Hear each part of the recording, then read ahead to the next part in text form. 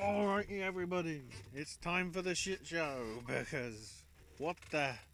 We've got two big films coming out either now or in the next few weeks that seemingly don't give a shit about their source material.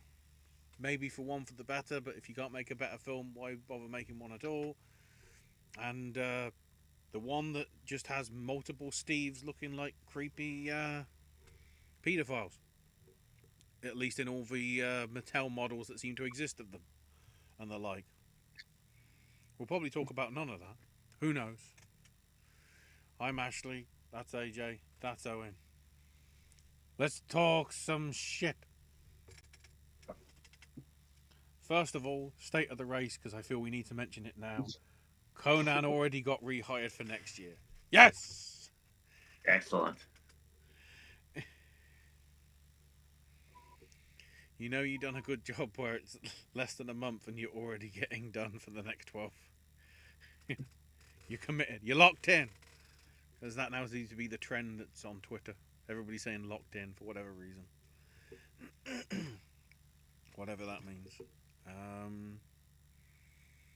Briar's got the costume design stuff ready to set up. But, as usual, Briar leads us off with some of the Blu-rays that he's picked up. Diving Bell and the Butterfly.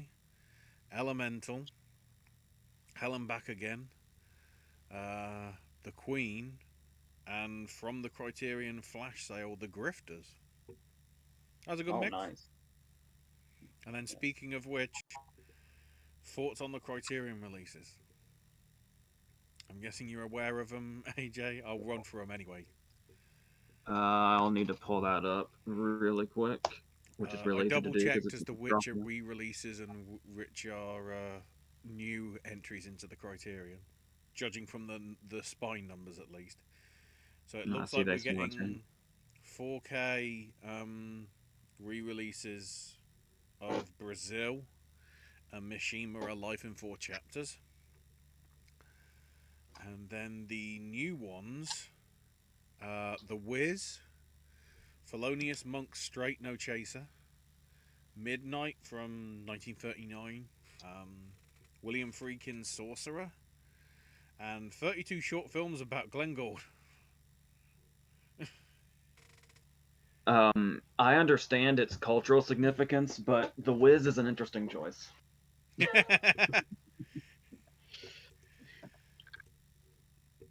Yeah, I haven't. Sorcerer is the remake of The Wages of Fear, right? I think so, yeah. That's actually a blind spot for me. That's one that's been on my radar for a long time that I still actually haven't seen, but I will. For some reason, I kept thinking I kept getting it confused with what I thought was an Argento movie. I don't know if it was because for the longest time I thought Sorcerer was like a horror thing, and then it's like, oh no, it's actually a remake of The Wages of Fear. It's like, okay, so once I finally figured out what it was, then I also. I know Red Letter Media did a thing on was Argento Possession? Was it that one of his ones? I'm not even sure. I love the fact that the thumbnail for Possession is the one where the woman's crazy in the subway holding her head all the time. Yeah. Fair enough. Because I used to get Possession mixed up with De Palma's Obsession. Mm-hmm. Bry's 2000 Oscar movies since last time. A Beautiful Mind. Both Elizabeth films specifically for Elizabeth the Golden Age.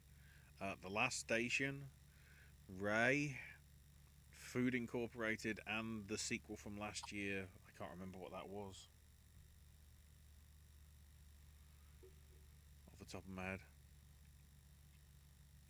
Also, Million. God, it gets even better. $1 Million Baby, In Bruges, The Cove, The Last King of Scotland, and today was a Wallace and Gromit day watching all the shorts and Curse of the Were Rabbit.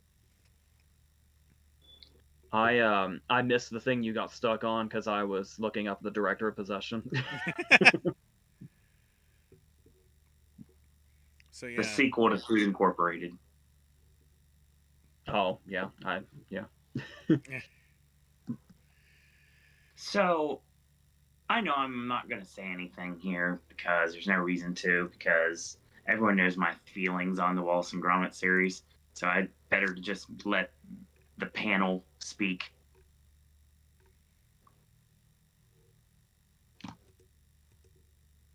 Now we're letting this silence just put a huge spotlight on you for not liking Wallace and Gromit.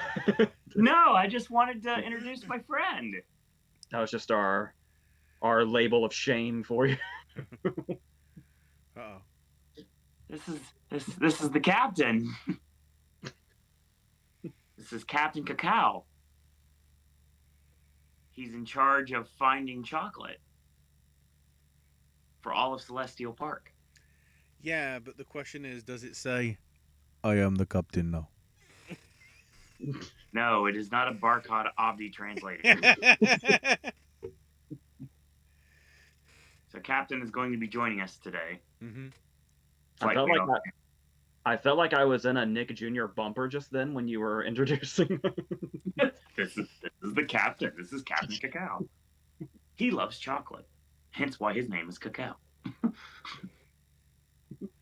It's great that that's the follow-up from the monkey from last night.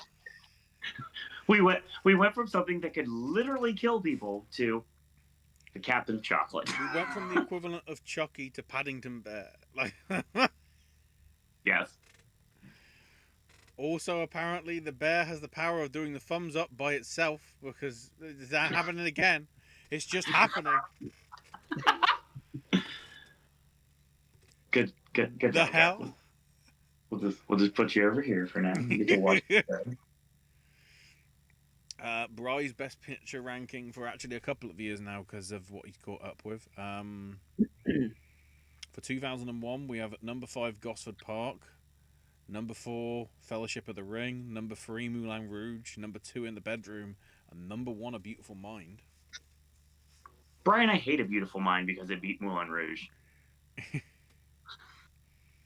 I think there was a time, maybe it was around the time we were talking about The Player. Right. I was talking about how I had kind of gotten back into Altman, and I was going to rewatch Gosford Park because I feel like it's really, from my perspective, it's really in desperate need of a rewatch to really, because I was definitely not at the age where I could have appreciated it for what it is at the time that I saw it. Worth noting that conversation was probably a few years ago. I still haven't gotten that rewatch, but I'm still planning on it. But yeah, that is I tend to forget how good that lineup actually was. Mm-hmm. Until we went through it just now again. And then for 2004, Brian has $1 Million Baby at number 5, Sideways at number 4, Aviator at 3, Finding Neverland at 2, and Ray at number 1. I never got Ray. No, you didn't. I never like the whole thing of everybody talking about musical biopics and how they're all the same thing. And how like the whole everything's Walk Hard or whatever. Literally like the first one I always think of is Ray for the musical biopic cliche when it was like really run dry. That's interesting. It's also interesting that in one year the picture winner was his number 1, and then in another year it was the last one. It's diverse. Apparently as well, Owen, you are not alone. As Brian said, I'll be honest, it's fine, but Wallace and Gromit is not my cup of tea. Yeah, it's just something I couldn't get into. Have you caught up on it yet, AJ, or are we still waiting until April? On Vengeance Must Vow? Mm-hmm. Yeah, I've seen it now. Oh. Yeah. Is that coming as a review, or are we mentioning it here? I figure eventually we got to do a Wallace and Gromit something, because I don't think we've actually done a review on any Wallace and Gromit before. Come to think of it. Interesting. No, we haven't. Yeah, everything was pre-channel. Yeah, I did Shaun the Sheep, but that was it, I think. Yay, an Aardman series. Let's go. That wouldn't be too bad. Oh no, we did. No, we did. I completely forgot. We did Curse of the Were Rabbit as a versus with Chicken Run. That's right. Yeah. But I apparently probably didn't say anything of worth since I didn't even remember doing it. I'm trying to work out. You done both Shaun the Sheep's probably and maybe Early Man. I think Early Man is somewhere. I specifically remember that I didn't have a lot to say and I was struggling to come up with something. But Still yeah, means we get to talk about the first place where Hugh Grant saved his career in Pirates and Adventure with Scientist. Yeah, because the Pirates was right before the channel started. Yeah. Yeah, it's one of the only ones I've liked too. Literally. Yeah, we need to have another round with the Curse of the Were Rabbit because I don't remember a thing that I said in that video. I will say it's funny looking back at that 2004 ranking, Brian. I like every single movie on that list. And there is very rare to say that about a 5-picture lineup. I don't know when you started doing this, Owen, but 2004, with those movies in particular, was actually the first year I started like pursuing Oscar movies in their season. I don't think I can remember exactly when the first time I did it. I think it was probably when we started watching movies theatrically. Because I remember my brother and I saw $1 Million Baby and Sideways back to back in the same day, and it was like right around that time. And I'd seen The Aviator with my grandma, and then I had to wait for the video store for Finding Neverland and Ray. Interestingly enough, because I just had no fucking interest in Ray. Finding Neverland, if I remember correctly, was at Regal for like a cup of coffee, if that. It was really, really brief, yeah.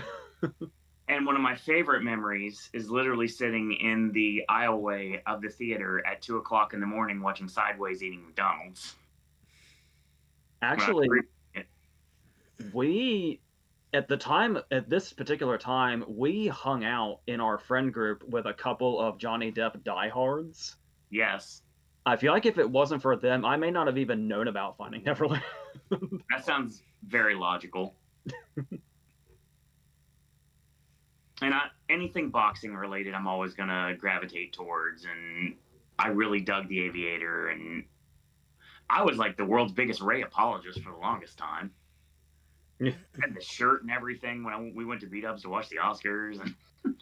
Because when you work in a movie theater, you get little gimmicks like that. And one of them was to promote Ray. So I had this Ray t-shirt to wear to promote the movie. I vividly remember your Ray fandom. Had the hat, had the shirt, had the poster, I had everything from that movie.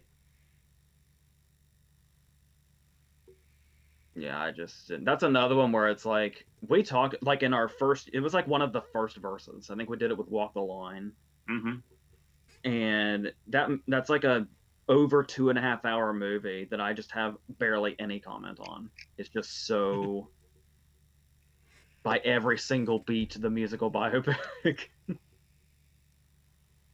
And I was really pushing for DiCaprio over Fox in that race. I remember that as well. I get you on that. I wouldn't have been upset with either one.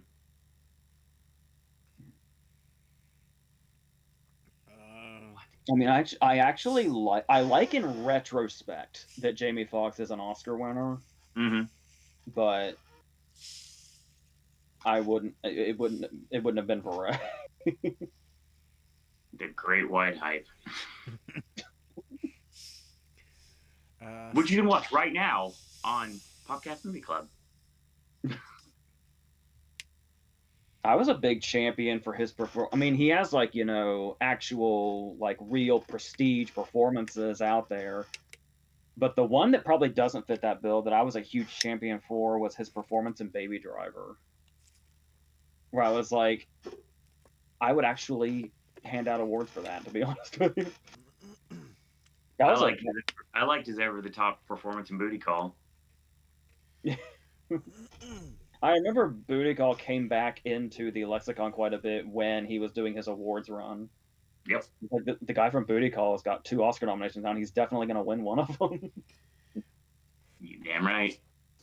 I mean, if we're And not for talking, crashing into the side of a mountain. if we're talking over the top performances, and I'm not sure whether you've caught up with this yet, AJ. Whatever the hell Sam Rockwell did last week in White Lotus for his random surprise cameo, that the clip that I saw of that with him and Goggins, and how descriptive Rockwell gets about the situation he's in, is like, if there's a best guest actor at the Emmy, he's won it. I don't care. It reminded me a lot of Jason Patric's monologue in Your Friends and Neighbors, if anybody remembers that. It definitely had that vibe. Yeah, I've only watched the first season of The White Lotus, but I went ahead, it kept popping up in my recommended, so I went ahead and decided to watch that clip of Rockwell isolated. Yeah. Is that like his only scene? It They keep appears calling like it. because the thing is, nobody knew he was showing up in the episode as well. It wasn't, I guess, listed in the credits before the episode came out. They sort of Doctor Who kept it secret, sort of thing.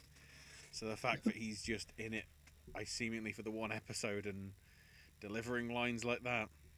Thanks, Mike White. Isn't Leslie Bibb like a main character this season? I think so. That could have been one clue, but it is like it's really impressive when people can actually hide cameos now, because they like anytime somebody's going to be in something for 10 seconds, it's like a headline. Mm-hmm. So I love when cameos can still be a surprise. The last time I can think of that was arguably Anchorman 2, when we just randomly had Harrison Ford and Will Smith just like show up from out of nowhere with no warning. Will Smith and Jim Carrey. Yeah, true. So Spencer's questions lead off with the top 3 questions AJ would ask Tarantino if he met him.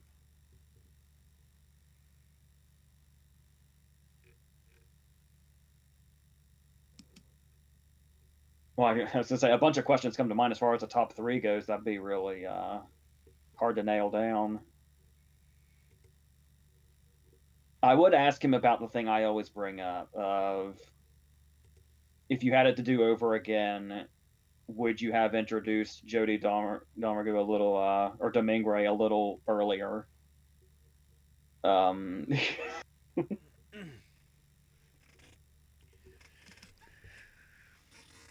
I would wonder. There's a whole chapter in Cinema Speculation devoted to the Parker book series, and after that, I read The Hunter, the first one, and I don't think he's ever mentioned this explicitly, at least that I've ever heard, but the linear structure of The Hunter is exactly like a Tarantino structure, and I'm wondering if that book specifically started his love of the non-linear and was his like inspiration for that.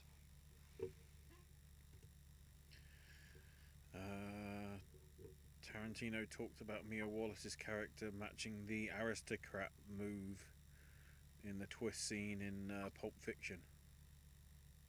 Yeah, he did that on Graham Norton, I think. Probably other places, but I specifically remember the Graham Norton interview. The one where James McAvoy is like shamelessly begging for a part. And it's like, we get it, McAvoy. You don't need to feel shame. We understand shooting your shot while he's right there.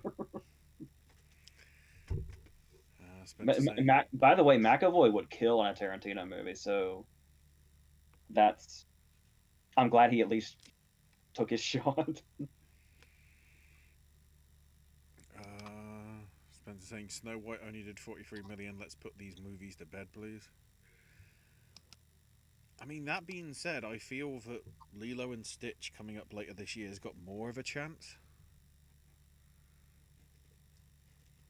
Because just in the stills I've seen, the Stitch animation is pretty impressive. Mm-hmm. That's something that you definitely would not think would translate to that, but it seems like it might do okay. It is funny that they seem to be releasing Snow White just begrudgingly at this point. Yeah. You know, the fact that, you know, the critic that I trust, Mark Kermode, basically said Rachel Zegler nearly saves the movie, I but find that extremely hard to believe. but most of the time when he was watching it, he was thinking, "Why does this exist?" Um, It is. I guess I was thinking the other day, and it was like I'm kind of surprised they didn't just like decide at the last minute. Maybe this should just go straight to Disney Plus, because mhm. people will be like morbidly curious and they'll be hate watching, and it would do better there. But then I remembered with Scarlett Johansson, what that whole thing. So it's like, oh, that's probably why they can't just say, never mind, we're going to streaming. Yeah. So they learned their lesson from that.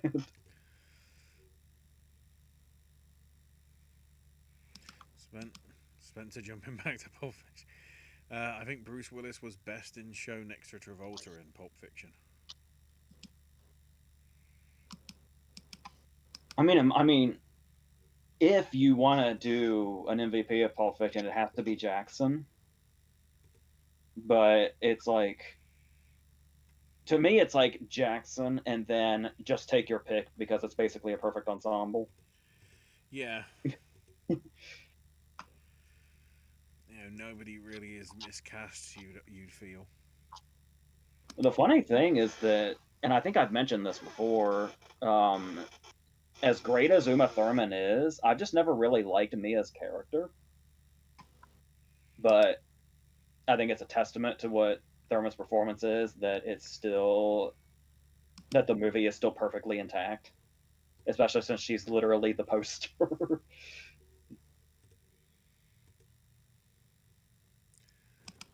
Interesting one here from Spencer. Thoughts on Sense and Sensibility? Good on you, Ang Lee, and Emma Thompson really was on some good shit in the 90s.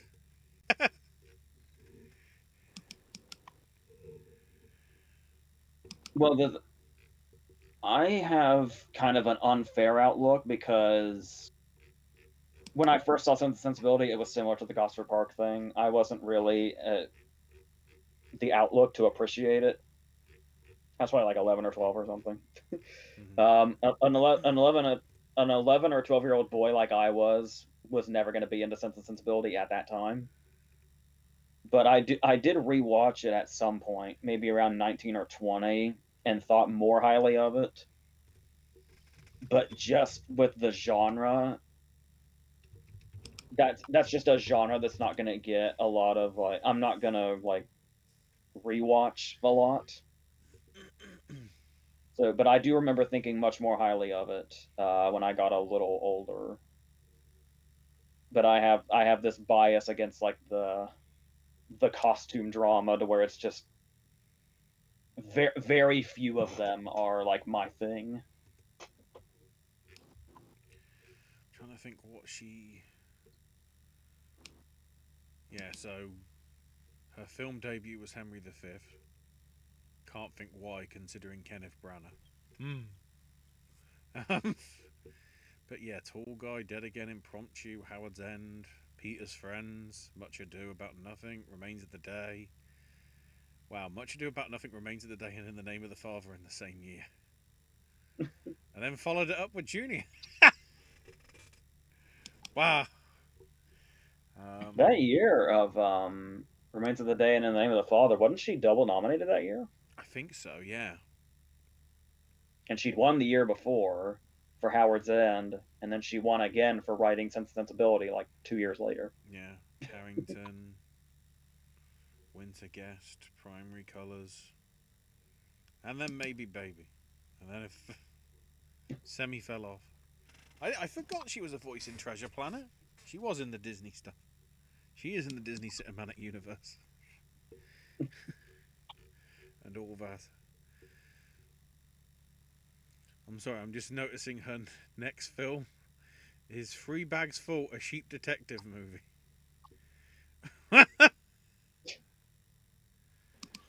And no, it's not animated, even though it's from the guy that did the co-director of Minions and Despicable Me. But it's from the writer of Chernobyl. What the heck? Holy shit! February 2026 can't come soon enough. Apparently, unless it gets delayed, because it's Amazon, because probably would. Spencer says Nickel Boys made me vomit as I get motion sickness easily. That kind of does make sense from the way it's shot and everything. That does. That's hard to say because it's like that's the selling point of the whole movie, and if you can't get into the selling point of the whole movie because of things you cannot control, I can see where you're coming from. Spencer also says, Night Swim reminds me that some filmmakers think the gimmick of the movie is enough to sustain the whole runtime. Reminds me of Lights Out.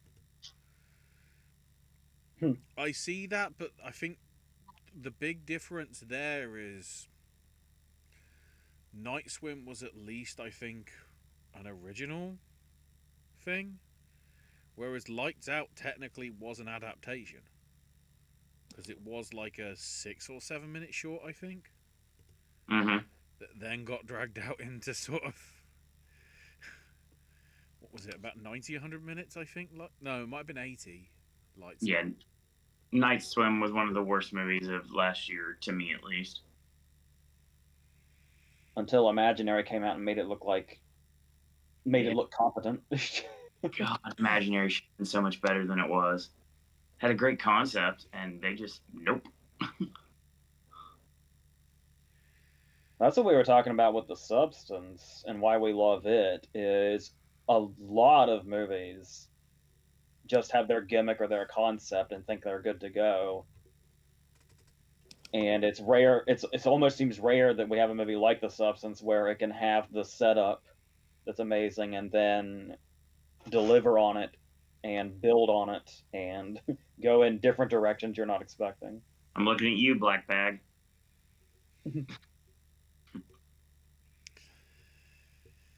Any actors you think should be watched out on the next couple of years, on the rise, on the radar sort of thing? Ooh, that's... Well, the problem is most everybody now, I'd say, are already starting to break out. Already have. As I say, it's like with...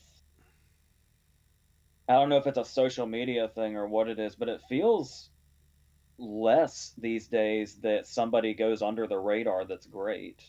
Usually the people that are great end up blowing up pretty quickly now. Right.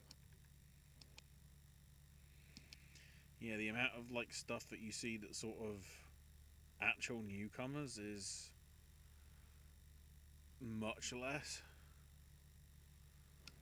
Because I'm looking at sort of most of the things that coming out in the next few months to see if there's anybody there where it's I'm interested to see what they're doing, and nothing immediately jumped out. At the same time, I probably need to be thinking of who have I seen that's been performing on the London stage or the Broadway stage that might actually sort of transition and be your next. Okay, I got an answer for that. As a performer right now and a former actress who's still technically an actress, even though now she's more into music, I think that we're going to get more performances from Sabrina Carpenter. Her comedic timing is impeccable and way beyond her years. And her personality shines through so well every single time. And I feel that if the right director gets a hold of her, I feel like she could become a household name in not just music, but also in another form of entertainment as well. I was going to say, I don't want to sound old here, but is she acting? Not currently, but that's how she started. Because I totally wouldn't have been surprised if she's been in like 5 movies and I just forgot. Because that's where I am at the moment. Most people know her from the Disney Channel. She did Girl Meets World. That's kind of her breakout. And then her music career kind of like was there and there. We had her at Universal performing at Mardi Gras like years ago. I had video of it on the channel. And next thing you know, she ends up performing on the Eras Tour, and now she's blown up exponentially. Same with what happened with like Olivia Rodrigo as well. And Gracie Abrams now, where she's starting to break out. I guess somebody that jumped out at me as far as like somebody that's not already like out there, but at the same time they are out there. Most everybody you would say it would be. Yeah, so I was thinking, like, my first thought was somebody like Mike Weiss. Yeah. But it's like, really, his breakout was West Side Story, which is already like going on 4 years old, and he got a BAFTA nomination for that. So but it's still like when he takes those under the radar parts, like in The Bike Riders and stuff like that. Sure. Because depending on the circles you're in, Challengers has a bit of an iconic status already, so it's got that. But I said, depending on what circles you're in. I mean, I would have said Margaret Qualley before she became the it girl, and deservingly so. Yeah, it's like everybody becomes the it person so quickly now. There's literally like 4 people in Dune 2 alone that are it people right now. Yeah, that's true. With Chalamet, Zendaya, Butler, and Pugh. It's like, that's like a jackpot of these are the people everybody wants right now, and that you'll see everywhere and feel like they're in everything. I guess we'll see if Hell of a Summer does well, if Finn Wolfhard as a director is going to take off anywhere.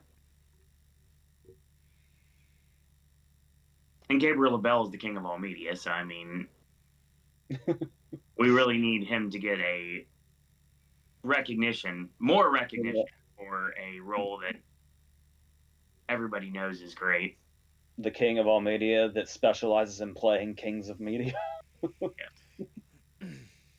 Gabriel LaBelle is Howard Stern. I don't know if I see it, but maybe we can make it work. I'm sure he could. Oh, I guarantee you. He played the shark in Jaws. I mean, if you had told me that Spielberg and Lorne Michaels were going to be the same guy, I would have said that's weird. But it's like, no, I buy it now that I've seen it. He might be placement for my replacing Shia for my Harry Houdini movie that I've been always wanting. Yeah. But only because of the greatest game ever played would I ever say Shia for Eric Weiss. Yeah, Gabriel LaBelle is a really good answer to this question, actually. I like that answer. I think we're going to stick with it and move on.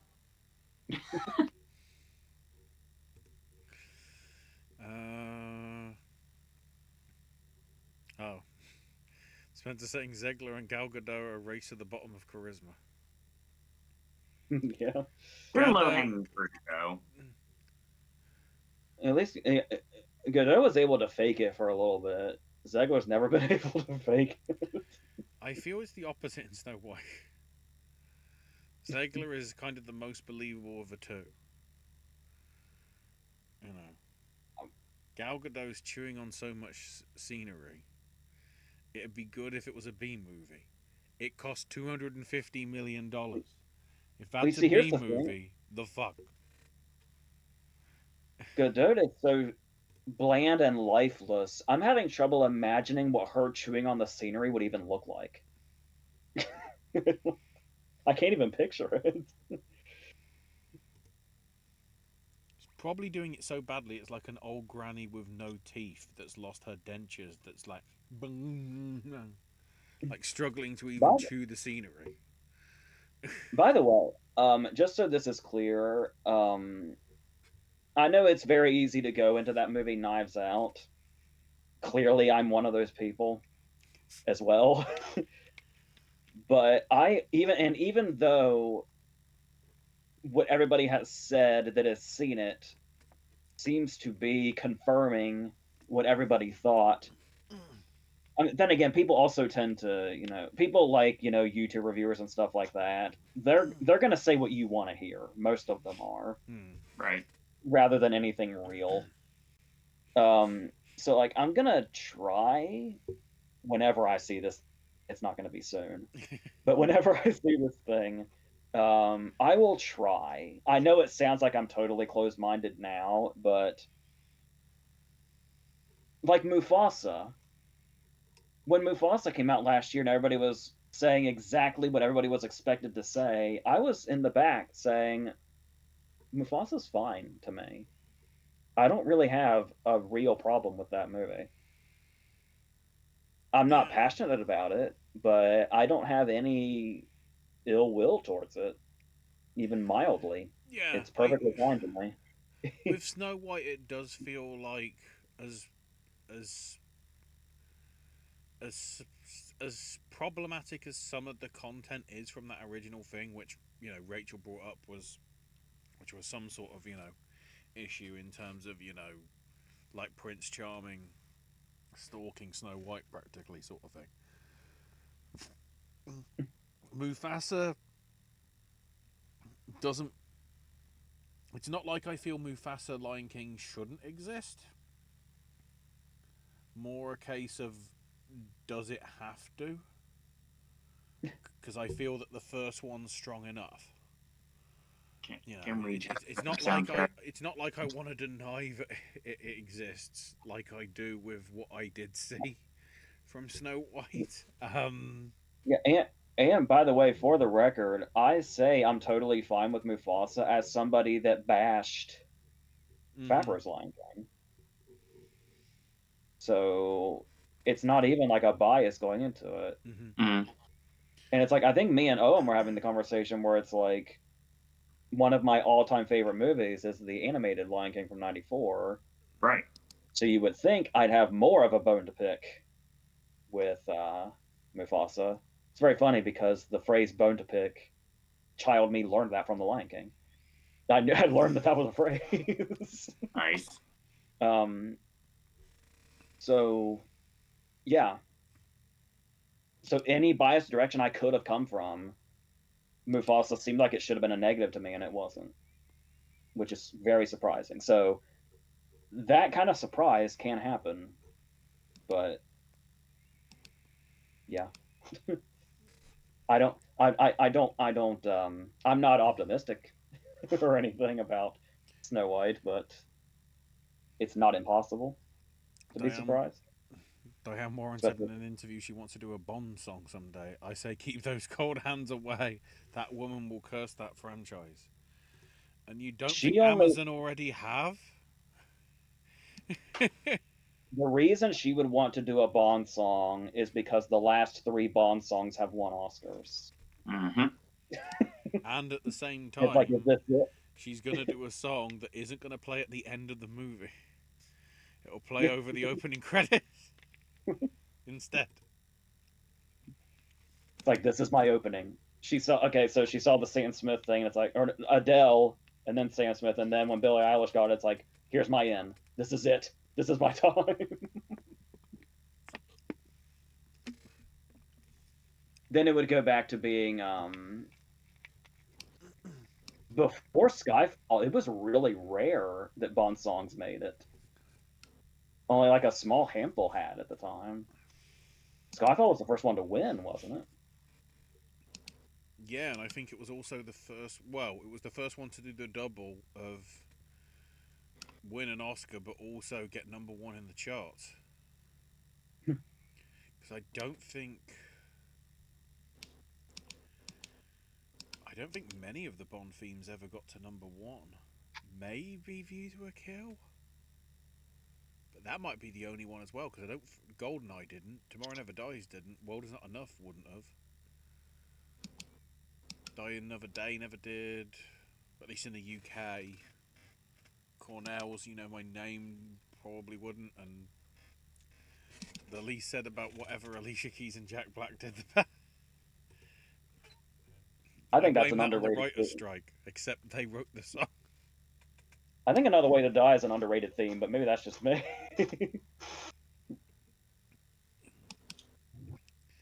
Maybe it's just the way that they just randomly put Solace in the as if to try and fit it in. Oh, Spencer saying family adventure movies need to make a comeback. I mean, they might do. What would be an example of that? Whew. Like, The closest I can think of, at least in recent years, would be those Jumanji remakes. oh yeah, yeah. That sort of thing, because I don't think you're going to get anything too akin to Indiana Jones / Romancing the Stone / Uncharted anytime I know. soon. I know people have been coming around on that Dora movie from 2019, which I didn't care for, but I imagine that's the vibe we're talking about as well. Yeah. Spencer says De Niro needs help. Alto Kings was dreadful. Wait until Scorsese's ready for you to be in a movie. It's not. I didn't hate it, but the most enjoyable part of the third act was me trying to get comfortable in a chair, 3 chairs together, and trying to like get the most comfortable I possibly could. It was the weakest of the 3 movies I watched that day for sure, and I literally was talking to AJ about it and forgot that I actually watched it. I had to look it up to see what my second movie was because I couldn't remember. Which is But amazing because God knows how much of it is the mirror scene from Taxi Driver. This is De yeah, Niro talking to De Niro, except one's in a slightly higher voice than the other to try and make it sound different from the two of them so they don't sound the same. And then it and then the extra thing is, oh, well, we'll make it obvious. Put a hat on one of them. It's literally bloody, oh, that's just a platypus. It's paid a platypus. Like, I appreciate the Doofenshmirtz reference. The thing, love Dan Povenmire. The thing is, Alto Knights looked great on paper and in trailer format, where I got paid to watch the trailer because I took a survey, and then that later that weekend I got to watch the trailer in the theaters. This looks awesome. I've been trying to get Levinson is a hard nut to crack as far as expectations go. Yeah, that's why I wasn't sure. I mean, his movie before this the Nazi boxing movie with Ben Foster. I think it was. That one was good, but it was also like I think it's technically a TV movie. I think it went straight to Max. But that one was good. See, that's why I didn't see it. So I would have had more expectation if I would have seen it. But I couldn't tell you what his last. I'm sure I saw it, but I can't tell you what his last movie was before that. Was it The Comedian? Which I didn't see either. Which is it's very forgettable. I've seen it and I could tell you very little. But he was like a heavyweight at one point, and he has like these little flashes of, oh, he might still have it, but then he'll just do something really bizarre and something that doesn't even feel like him, and it's yeah. What Just Happened was an interesting movie. That's one of his, isn't it? Mm-hmm. Yeah. I don't remember if I thought it was good, but it was interesting. So there's that. Rock the Casbah, Humbling. Oh my god, I The forgot. Bay, Man of the Year, Envy. Oh my god.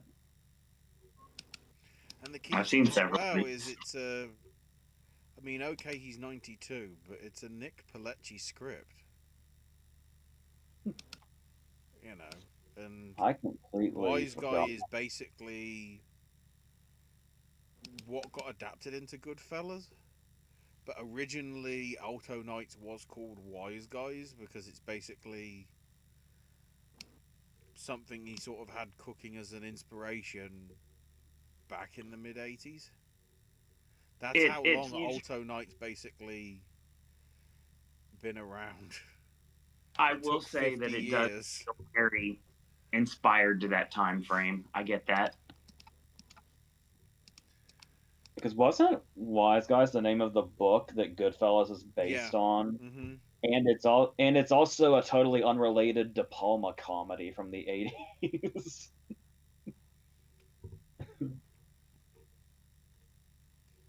Next. On the Levinson conversation, I was just gonna shout out. I totally forgot Rock the Casbah was his. Mm-hmm. Yeah. And I remember we saw that at the theater, and there was a review for it back from 2015. No idea what's said in that video because I don't remember that movie, but I saw it, and there's a video of me talking about it. Correct. He did a It's okay. couple. He 2015 did was a 10 years couple of ago. We can episodes of talk about Dope that Sick now. a few years back that obviously got the acclaim that it did. Uh, Linda Cardellini's been cast as Pamela Voorhees in the Friday the 13th series that's coming. That's interesting. A few things here. Spencer's The Lost Bus looks amazing. Emily Blunt in Smashing Machine is my early supporting actress pick. It's very possible, especially if they go heavy on that movie, and I feel they're going to. Really liked Actors on Actors with Coleman and Kieran Culkin. Yeah. If Blunt should do well with the Smashing Machine, it's determined that Benny Safdie is her good luck charm as far as awards go. Accurate. And again, as well, this week we're getting the first trailer for Wes Anderson's not comedy. Well, it seems less comedy than some of his previous stuff's been, for sure. Trying to think of the name, the Finet. Keep saying Finet, like it's Fanat. The Phoenician Scheme. There it is. Yes. The espionage thriller. So if he's actually doing a serious film for the first time since arguably ever. I was gonna say I'm trying so hard to imagine a movie directed by Wes Anderson that's totally serious, and I can't. Like his whole style is based in like absurd comedy. That'd be really interesting. What's it take for him to finally get taken seriously as a winnable director? That's why I'm intrigued by if the trailer does have sort of at least a little bit of the Wes Anderson humor, even though it's being listed as an espionage thriller. Say surely it has to. It's got to be on something I watched this week. Because all he has to do is move the camera a certain way, and it gets a laugh immediately. Yep. His comedy's so ingrained in his style. I can't imagine like a full-on drama from him, or a thriller even, without those comedic touches.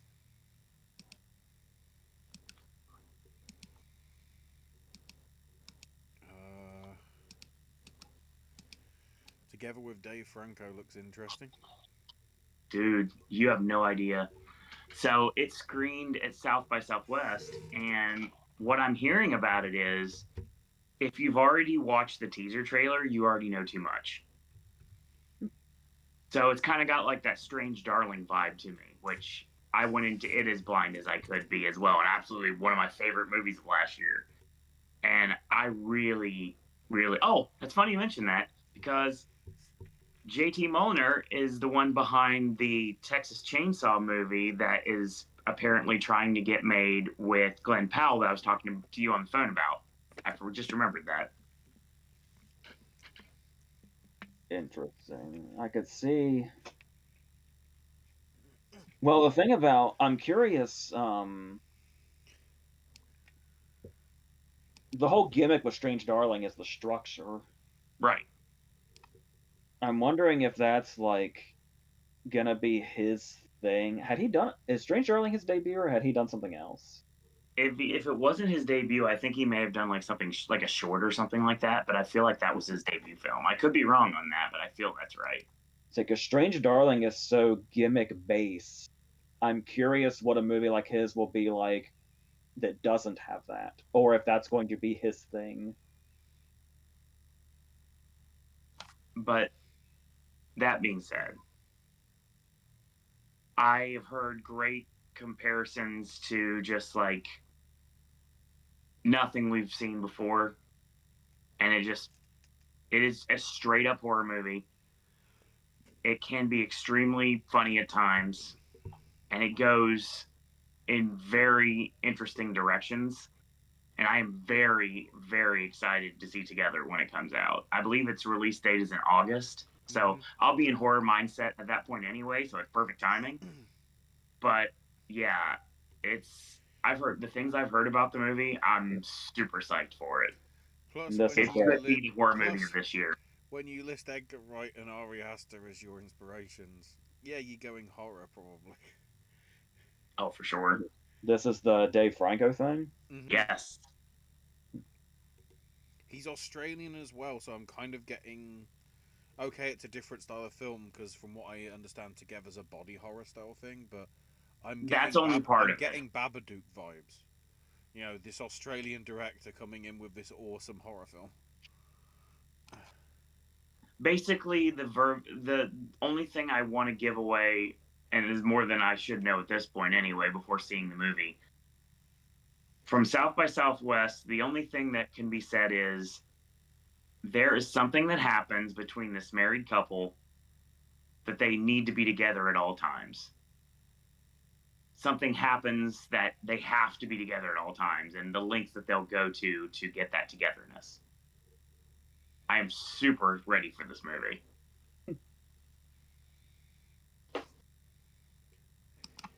In an interesting jump, favorite family camping scene in a movie. There's not a lot of camping scenes. There's not a lot of family camping scenes in good movies, is there? No. That's just immediately what occurred to me. Trying to the first few that jumped in my head, it's like those movies aren't even that like good. I should try to.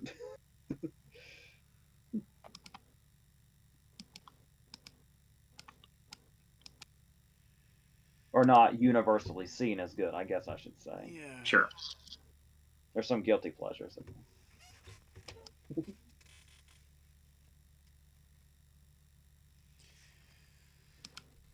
Kerry Condon, so amazing. Oh, and Spencer also knows of this as well. Adolescence on Netflix is truly an amazing mini-series. That is one thing if you are out there and you want to see 4-ish hours of incredible television, but it's on a streaming service. Adolescence is it. Especially when you take into account that all 4 episodes are basically one shot and told from 4 different perspectives, and dear God, the story. And the young kid that plays the lead suspect he might be one to watch if he gets a good agent.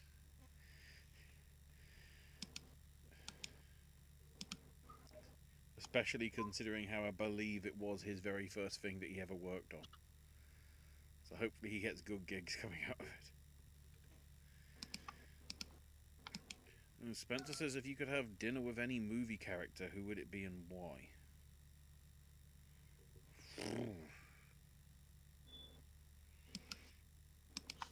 Is this a romantic dinner or like a business dinner? Good question.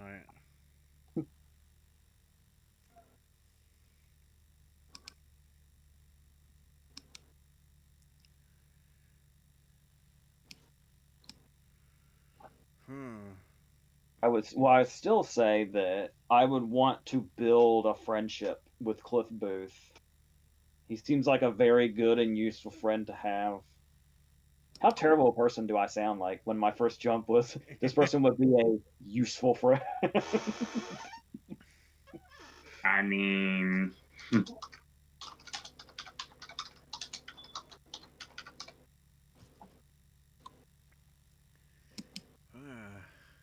I, I don't know how I want to answer this.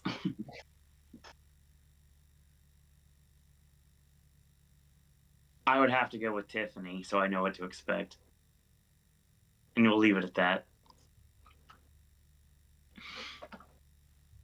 By that, of course, we mean that. Silver Linings Playbook. Oh, Tiffany Maxwell. Okay, I was about to make Yeah. a Chucky joke that you secretly like are into murder and shit. No, no, no. The captain does not approve of this line of talking.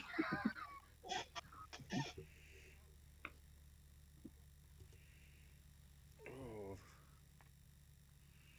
I By the way, weirdly want to say like Ron Burgundy, just because of all the crazy stories that you'd hear. So you basically have a scotch at like 3 o'clock in the afternoon, some random seedy bar in San Francisco, San Diego. Probably. But yeah, plus I get a free flute solo. Yeah. That's true. without going into anything else or your reasoning, I would just like to point out there's probably going to be a lot of people, if they should come across this, that will say, "We saw what a dinner date with Tiffany Maxwell is like. Why would you choose her?" we literally saw it happen, and it did not go well. Well, yeah, I ain't saying anything else.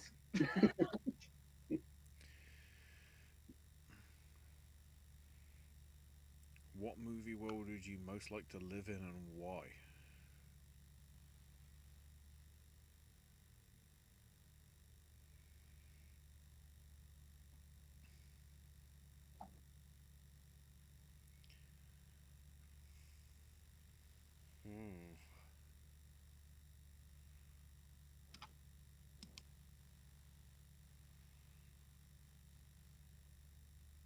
That's a toughie.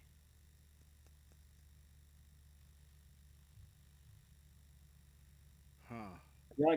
I feel like this question comes up a lot. I've never had a good answer. Yeah, that's a tough one.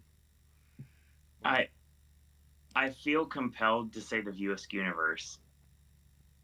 So as anxiety driven as I am, it would have to be like a very simple world.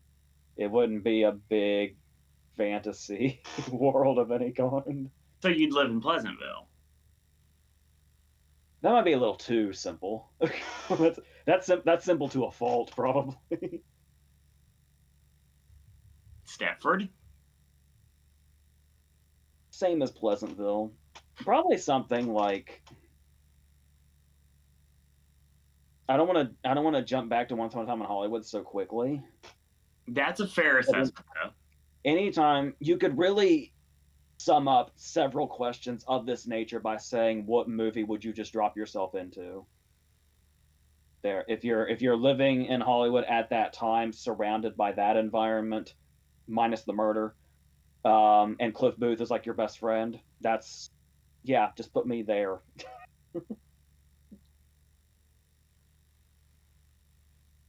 work literally going to work is going to movie sets every time. I mean,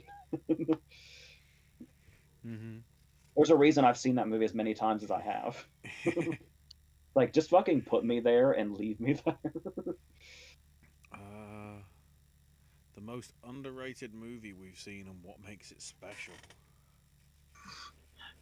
Of all time. I mean,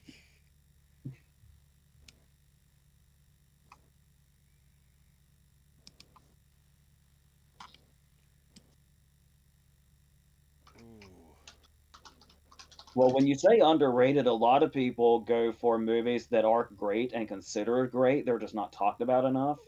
If you want to talk about a movie that actually got like negative reviews, that's actually great in your mind, if you go to back in 2019, my brother and I did a video of our top movies of all time. Yes.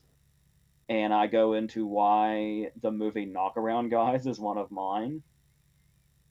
anybody else in the world will pretty much tell you that they forgot that movie existed, and it's like really, really fucking low on Rotten Tomatoes, and it's an all-timer for me, and I explain why. So if that makes you curious, you can check that out. Several answers to this I can give. I think, though, it has to boil down to The Late Shift. I love the book. And HBO, when they were still doing movies, when that was unheard of, making their own movies, that was one of those things that they were way pioneers before their time.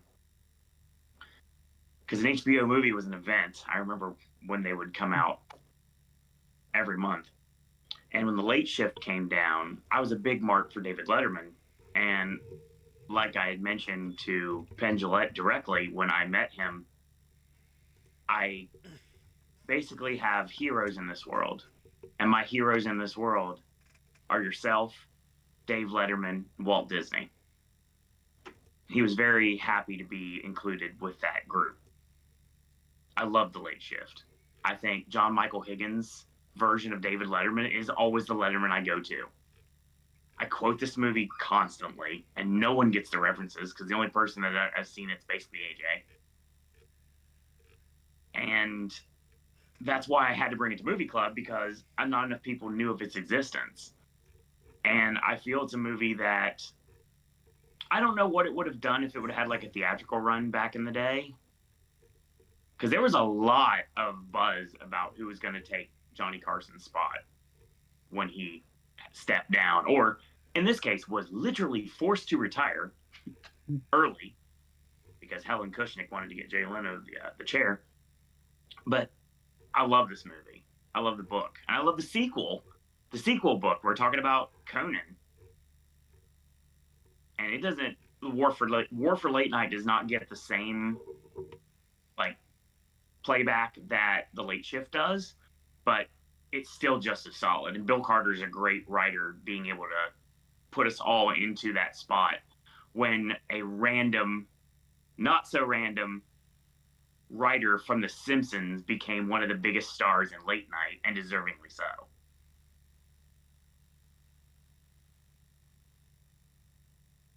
Also, I could say Moving Violations has done the party, but I don't need to do that.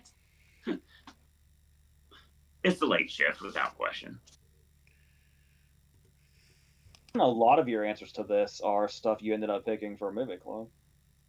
And if I continue past my guest star series, that may end up continuing to be the case. It may show up as a movie club for me as well at some point.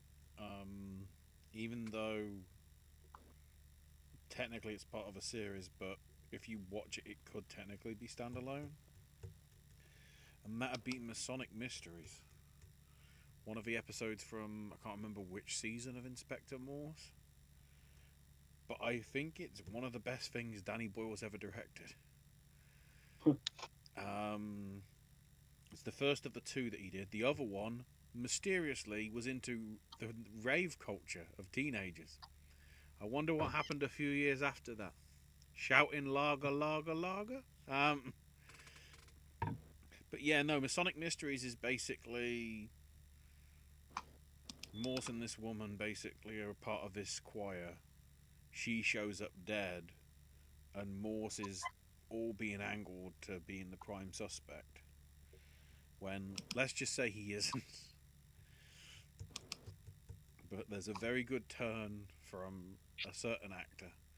I'll leave it vague in case we do bring it up, but I think it's very well done, and I guess would be a good introduction to Morse rather than. I mean, don't get me wrong. Like the actual introduction and episodes are, most of the episodes are pretty good, but I just like the way with that and the mystery that goes on with that, and spin the way it spins through. What's a movie that's changed your perspective on something?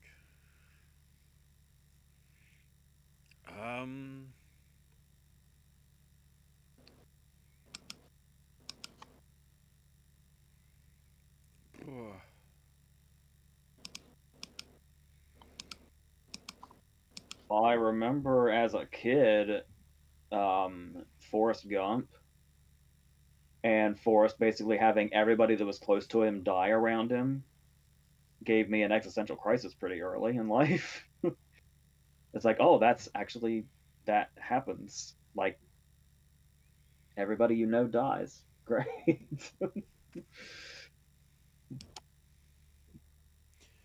I kind of want to say The Departed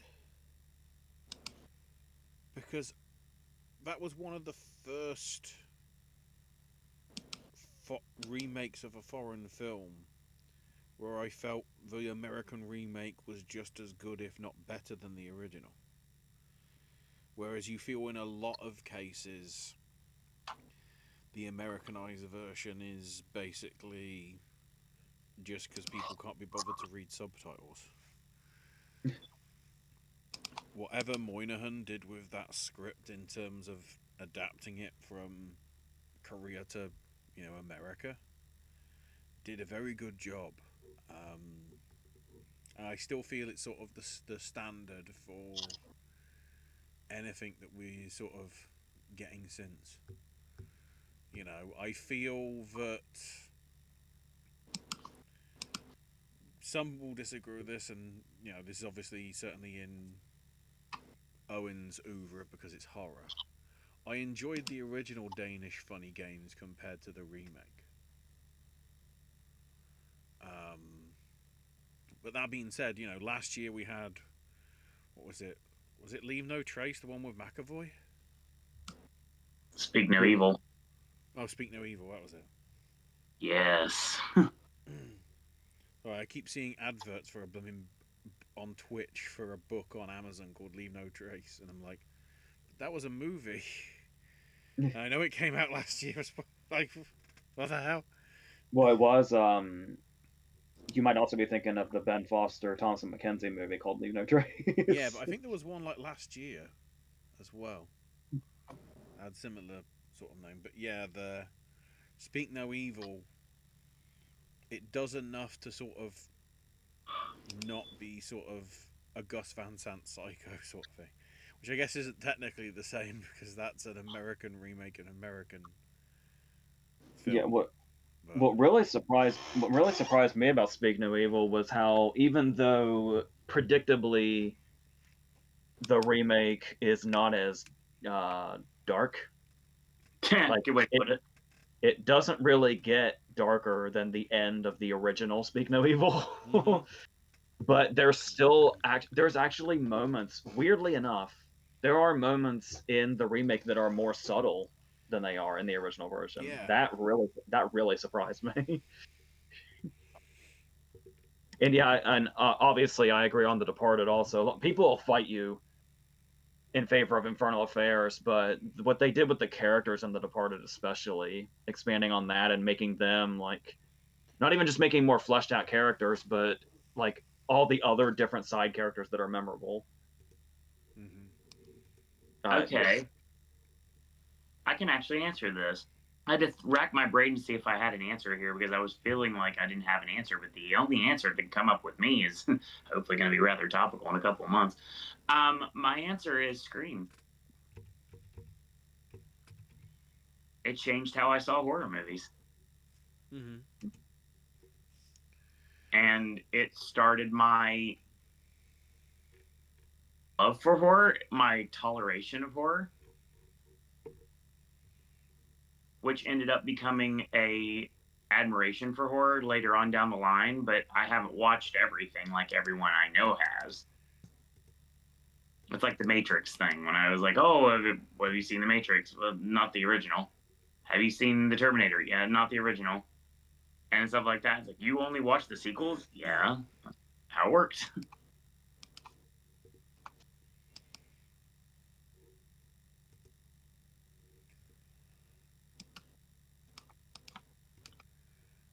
Continue.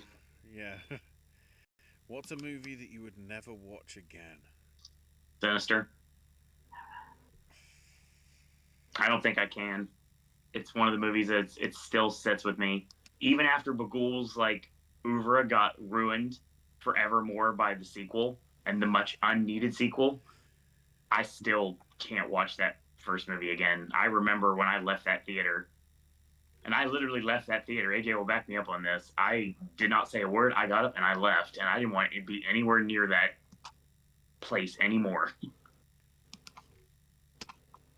I have two, and I imagine most people won't have heard of them, and for probably good reason. This one, I'm almost like, once you find out what it is, and if you for some reason seek it out, I'm almost afraid of being judged by even bringing it up, because it'll be like, dude, you've seen this? What the fuck is wrong with you for having even seen this? It's a movie called Necromantic. Ringing any bells for anybody? It's spelled with a K. I think I saw it putting it away when I was at Hollywood Video. I do not think this was at Hollywood Video. But I could be wrong.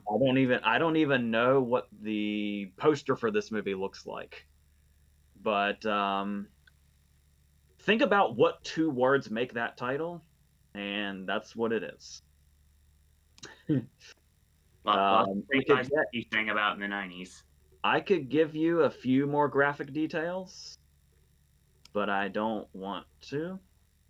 How they accomplish this and how the movie ends. But there's that. There's also a movie called Exhibit A, which is a found footage movie that's basically,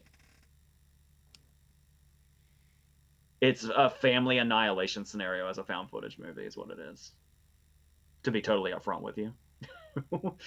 That's an extremely disturbing movie as well. And it feels way too real. So those are the two that come to mind. By the way, I've watched both of those like within the year. They were pretty close together. They were both like last October. And last October was wild. So, as you can see. Probably the two things that I wish that didn't exist, and the worst two Sherlock Holmes adaptations I've probably ever seen.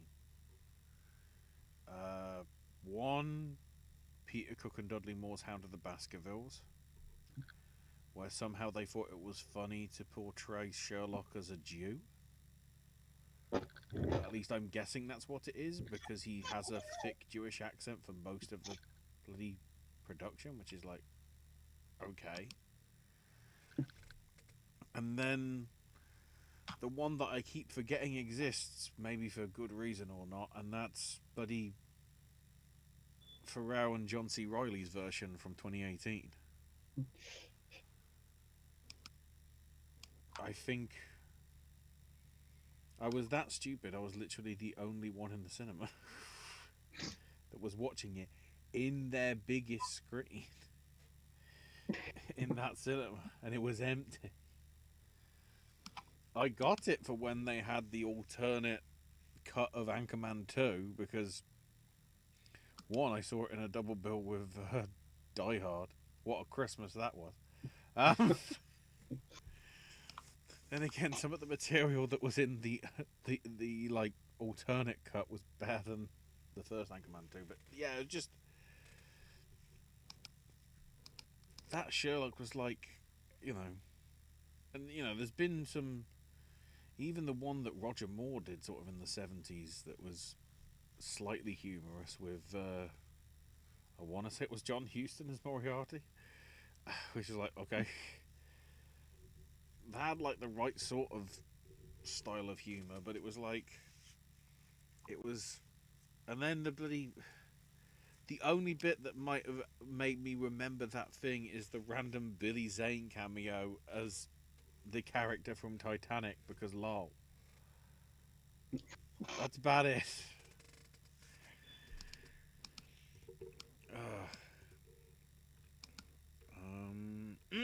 Most real dinner table conversations in a movie. on in blooming Rules of Attraction. Richard, get your hands off the table. It's Dick! You felt like, the mother had disdain for the son, and the son had total disrespect for the mother.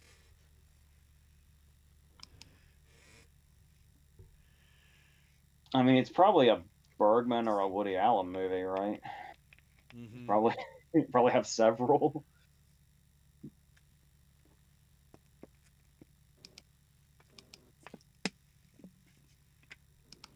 The the one in American Beauty when he throws the asparagus against the wall.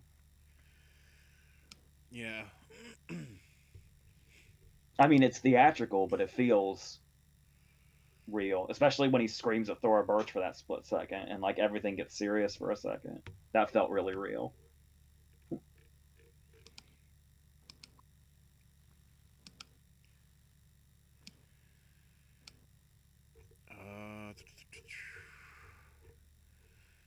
Okay, I have to speed read through most of these for Spencer so we can cut off in half an hour or so's time. Best actor in the 2020s who were able to disappear into a role. Ooh. I mean, I just talked about that with Austin Butler and Dune. Gabriel Bell. Both times. Mm-hmm.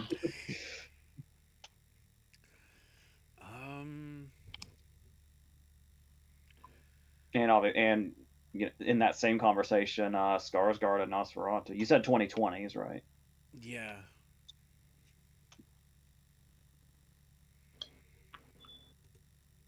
Ooh. Worst movie from Villeneuve, Tarantino, and Spielberg. Spielberg's is 1941. Yeah. For me personally, Tarantino's might be The Hateful Eight, but that's like saying this goal does. Villeneuve, I'm just so indifferent to Blade Runner. It's just not really, just the Blade Runner universe isn't really my thing, I guess. Yeah.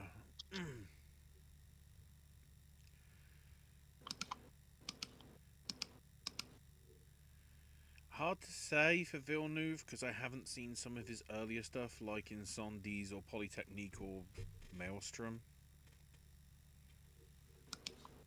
Especially because that's where Dune continues because they're the ones that he wrote and directed.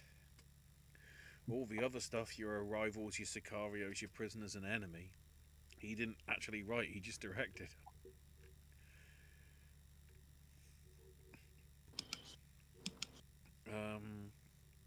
What actor or actress do you wish was bigger and which do you not understand the hype about? Ooh. I could say a few people for not understanding the hype. I'm gonna, well, two people come to mind. Samara Weaving is the one I'm always taking jabs at. And I don't get the Anya Taylor-Joy thing. I like a lot of her movies, but her herself I don't get.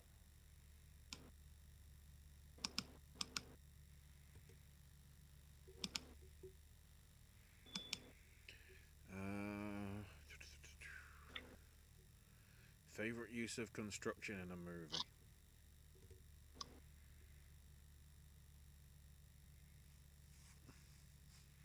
The whole scene of putting the rocket together in A Grand Day Out. That is awesome.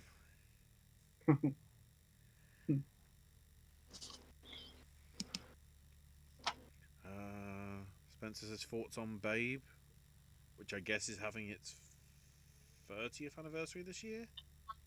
Yeah. Yeah, I like it.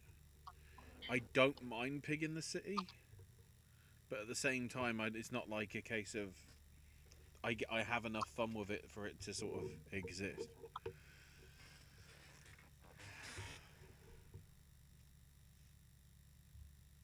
Love, but I don't know. I don't know how much I can really elaborate on it, but I do love because it's one of those things that you grow up with, so the movie's just inherently in your brain. So being asked to like analyze what makes it so good is hard to do once it reaches that point where it's just something you've known forever. It's annoying I've seen it in the order that I do, because when I get to the pivotal scene in how to get ahead in advertising, when we have the classical music break, I'm thinking, oh, that's the music from Babe.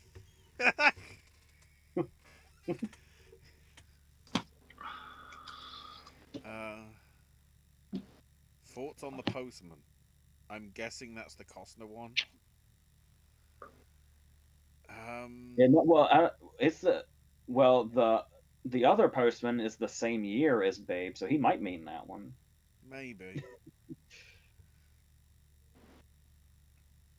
The Costner one, I actually remember a thing. I remember going into the Postman knowing its reputation because I probably saw it in the early 2000s, so it didn't have any sort of like retrospective like it seems to be getting.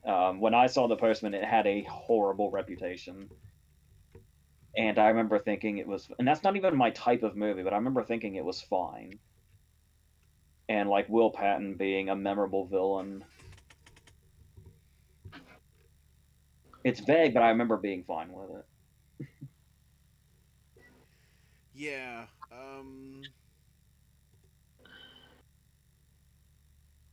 I feel that it was too long, but it's nothing that's like, oh, it's terrible. It just seems to be just because it worked with Dances of Wolves doesn't mean you have to do it with every other thing you direct, Kevin. Case in point, American Part 2 or whatever the hell it's called. Horizon. Whenever that comes out this year. Well, it's like if you heard the Michael Blake story where he was telling him where Michael Blake, the writer of Dances with Wolves, couldn't get anything done or couldn't get anything published or seen or made, that Costner's advice to him was, well, you're trying to do 120-page scripts, and that's just the very basic business thing to do. Do whatever you want. Make it 88 pages or 888 pages. And as soon as I heard that, it's like, of course, if anybody's going to give you advice that says write an 888-page script, it would be Kevin Costner. It's like, this is how I do it, man.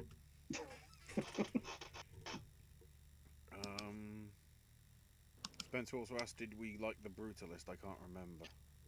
I'd say yes. Yeah. Overall. All three of us enjoyed it. Yeah, what Owen said, like overall, yeah. But I think that's a good way to put it, honestly. Overall. It's got, there's a lot of people. It's a very easy. Uh-oh. Can you still hear me at least? Yes. Okay, you just moved to the other side on my vantage point. Okay, I don't know what the fuck is going on, but you sound crystal clear, though. Okay, if you can still hear me, then we'll run with it. I don't know. Officially done. Computer needs a restart. We're at that phase again. Oh, goody. Take it on. But I can run on voice for the remainder of this if that's cool. I don't want to be on camera anymore either. Let's go. Bye. Blunt should lead Tarantino's last movie for AJ. Don't think I haven't thought about that a lot. It's too good to be true, but wouldn't it be amazing? To see what we get. The rumor that came out, I don't know, it's a rumor, but I heard this week that it was going back around that circle again. Jennifer Lawrence. From what I have learned from Tarantino's mouth himself, if you hear a rumor about one of his movies or a casting for one of his movies, it's probably bullshit. Wouldn't be shocking. Just like when he confirmed that whole the movie critic with Paul Walter Hauser thing, all of that was bullshit. Mm-hmm. And that went on for a long time. Right.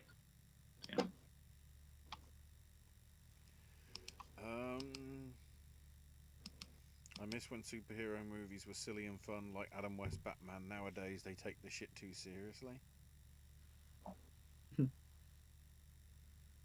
I mean, That's. I mean, Nolan kind of started that. I don't mean to bring up Deadpool, but I feel that's the one that is the only one that's in that vein, really, that is about. Because, okay, there is sort of that style of sort of humor in some of the Spider-Man stuff, but it's certainly not sort of the slapstick nature that Deadpool feels like it should be, just because of the nature of how that character's written in the comics anyway. I've talked about this before, I'm sure, but I think it goes beyond superhero movies. I feel like people in general are too obsessed with everything has to be realistic and grounded, and the second you go fantastical, which is what movies, it seems like the idea is to show you something you wouldn't see in real life is the experience. But at some point there was a shift, and now as soon as something's even remotely not realistic, the whole movie has to be picked apart, and that's really exhausting to listen to and otherwise. Nemo shouldn't have run off and touched the butt. Marlon was right, Nemo wasn't ready for school yet. Ooh, an interesting one. Favorite Jane Austen adaptation. Ooh. I was going to mention this during the Sense and Sensibility conversation. I actually tried reading Jane Austen at one point, and it's surprisingly difficult. At least for me, it was. But I'll have to look up a list of adaptations. There's a wonderful film called Austin Land if you want to be able to get like a crash course on that. I mean, if you want to go left field, I'd say Clueless. Yeah. Because Clueless is basically a version of Emma. It is. And obviously you could argue Bridget Jones is somewhat Pride and Prejudice. Which, by the way, is coming back to theaters very soon. For its 20th anniversary, yeah. Yep. Yeah, I was gonna shout out Joe Wright's Pride and Prejudice as a possible answer. Mm-hmm.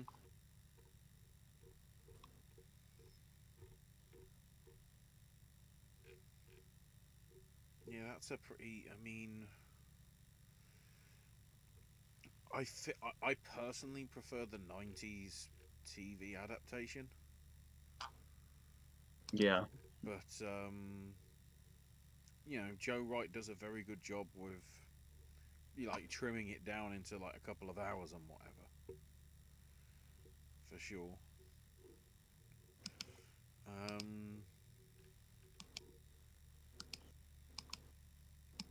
Favorite actor named Chris. Ooh. Are we talking about the currently famous group of Chris's or any of them? Well, I was thinking Chris Cooper. Christoph. Oh. Chris Cooper is a great answer. Maniacal laugh.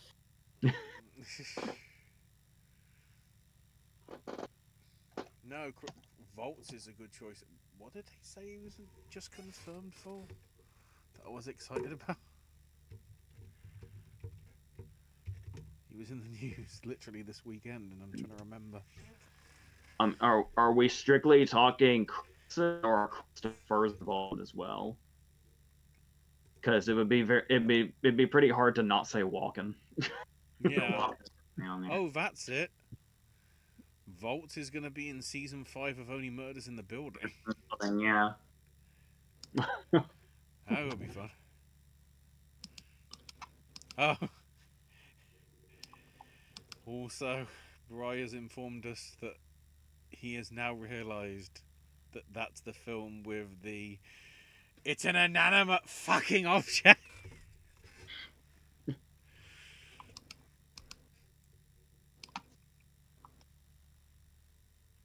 It probably is. It's probably only good, that delivery and the retort of "you're an inanimate fucking object." Just with the way Fiennes just smashes the shit out of that phone.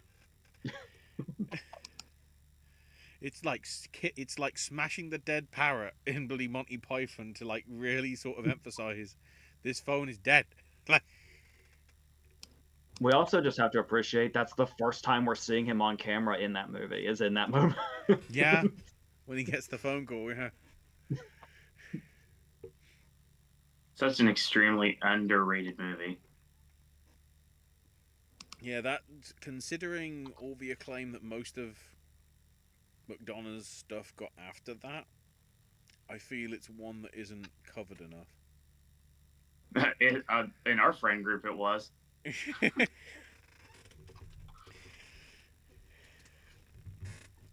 Spencer says B-movie was Seinfeld is weirdest until Unfrosted. Yeah. I never watched Unfrosted. I still cannot tell, to save my life, if all of this attention B-movie has gotten over the last several years is ironic or unironic. I genuinely have no idea how people actually feel about that movie.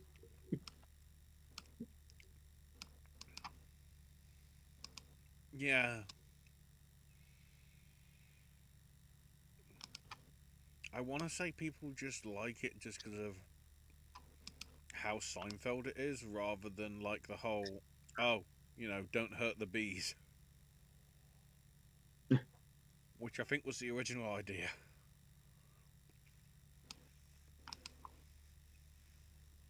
Owen Bry also says, who asked for a Coco 2 other than Bob Iger? Accurate. Okay, for some reason, after my camera turned itself off, I just had to click turn camera back on, and I guess we're back now. Oh, shit. My computer is a fucking moron. Just in time for quickfire Josie comments. Sorry I'm late, finally getting back to work tomorrow, as the library was under construction. Good to see. I'm on vacation right now, Josie. No, this is last minute. Can I email you the latest round of the adaptation game as well as the romantic comedy game? We might keep that in reserve for April, just because we want to try and get a hard cut off in 20 minutes. So we are going to keep that for next month. Josie says, new watches. I want to highlight Mr. Nice Guy from 97, Kickboxer, Delicatessen, Any of the State, Get Shorty, Orgasmo, Street Trash, 1972's Private Parts. I was just you said Mr. Nice Guy and then Kickboxer. I was like, oh, I see a theme here, and then you went way off that theme. Really No, we're not talking about that, Mr. Nice Guy. It's okay. Clay Pigeons from 98. And Josie says, favorite movie scene involving a luggage issue.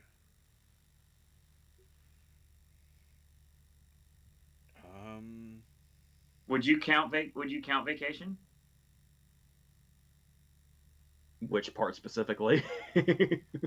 I would be talking about the elephant in the room, as in what's on top of the truckster. Technically speaking, that's luggage. Yeah, you could say that. To Clark, it was luggage. So yeah, I'd say so. She can't weigh more than 100 pounds. I'm so proud I've been to that park. Anyway, I've rode that ride too, actually. I mean, isn't it obvious? Pulp Fiction. Oh yeah. It's all about the briefcase.